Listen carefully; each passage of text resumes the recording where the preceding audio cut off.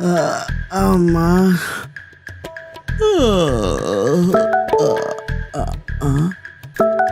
ఏంటి మెసేజ్లు?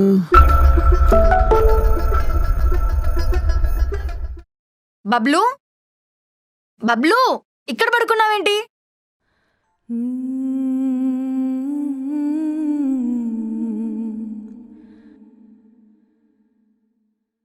ఏంటి?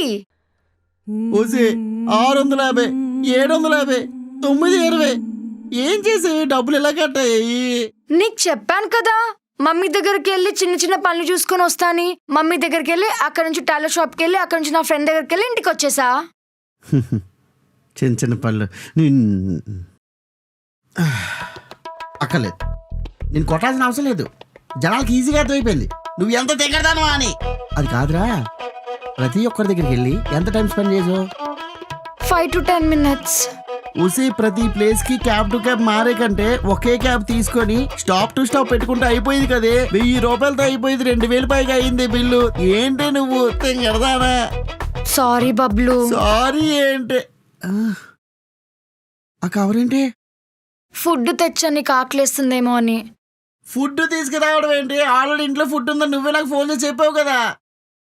మర్చిపోయాను. Sir order sir. నువ్వే ఇల్లు అనుకొని ఇంటికి వచ్చినట్టున్నావు, పక్కిల్లు అనుకుంటా ఇల్లు. సార్ 5 జోటి ఇదే కదా సార్? ఇదే. అయితే మీకే సార్. ఏం చేసావు?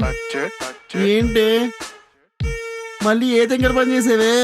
క్యాబ్ లో కూర్చున్నప్పుడు నీకు ఆకలిస్తుందేమో అని ఫుడ్ ఆర్డర్ పెట్టా. అది కన్ఫర్మ్ అయిందో లేదో మెసేజ్ రాలేదు. నీకు ఆకలిస్తుందేమో అని మళ్ళీ స్ట్రీట్ లో ఒక షాప్ కనిపిస్తే ఫుడ్ తెచ్చావు. తెచ్చా.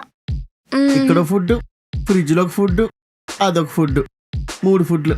నువ్వు వెళ్ళరా, నువ్వు వెళ్ళమా, వెళ్ళి 3 ఫుడ్లు.